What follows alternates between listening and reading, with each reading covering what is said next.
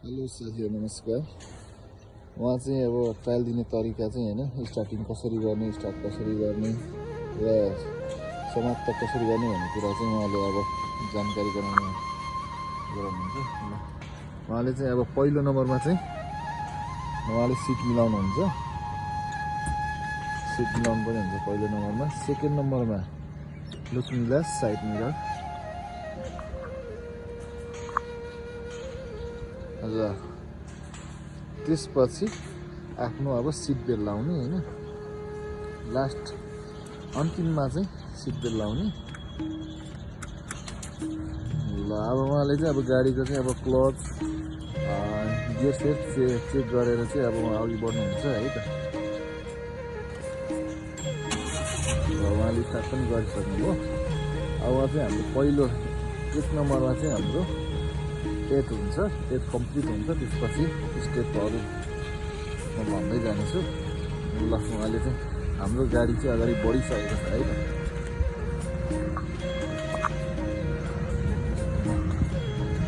हाम्रो यो 8 को चाहिँ हाम्रो 3 चाहिँ यताबाट छ।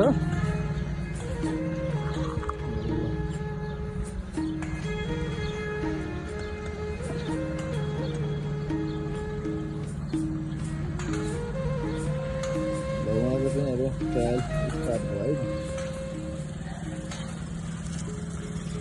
8 स्टार्ट भइसक्यो। उहाँको यो जुन भित्रको लाइन चाहिँ टच भयो भने फेल हुन्छ र यो आउटसाइडको चाहिँ बाहिरको चाहिँ लाइन चाहिँ टच भयो भने तपाईँको 5 नम्बर चाहिँ माइनस हुन्छ, फेल चाहिँ हुँदैन। एकचोटि स्टार्ट अफ पाइन्छ 8 मा, त्यसको पनि 5 नम्बर माइनस हुने हो। 75 मा चाहिँ पास हुने हुँदैन। अहिले तपाईँले मार्क्स ल्याउनु पर्यो। 8 सुरु भयो। 1.5 राउन्ड हाम्रो हो जम्मा। अझ अघि इनबाट चाहिँ हामी राउन्ड हानेर त्यहाँ पुगेछौँ हामी। 1 राउन्ड कम्प्लिट गरेर चाहिँ अझ हान्दै हुनुहुन्छ। 1.5 राउन्ड हुन्छ यो। उहाँ चाहिँ अब आउट जानुहुन्छ है त। यहाँ आएपछि आउट हो।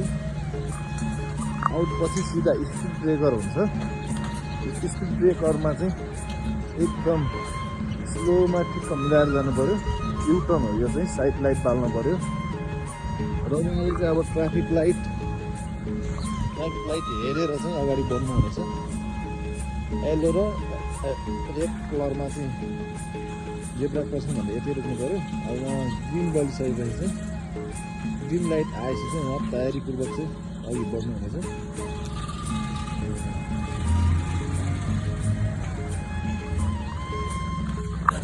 उकालोमा चाहिँ तपाईँको एकचोटि स्टार्ट अफ पाइन्छ। 10 नम्बर 10 मार्क्स माइनस हुने हो। 6 इन्चभन्दा पछाडि सर्नु पाएन है। र जानै सक्यो।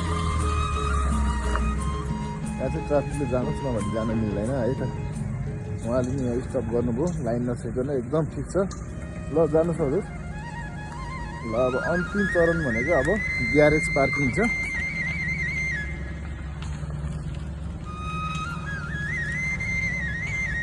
ग्यारेज पार्किङ एकदम मिलाएर लगिराख्नु भएको छ उहाँले। लास्ट स्टेप हो यो चाहिँ है त।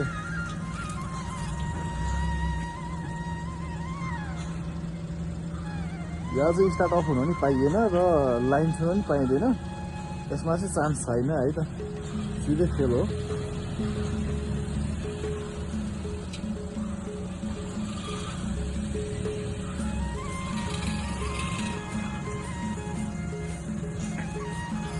उहाँले चाहिँ एकदम स्ट्रेट लिएर आउनुभएको छ। गाडी सिधा भएपछि मात्र हामीले स्टियरिङ सिधा गरेर सरल पछाडि जाने लाइनसम्म।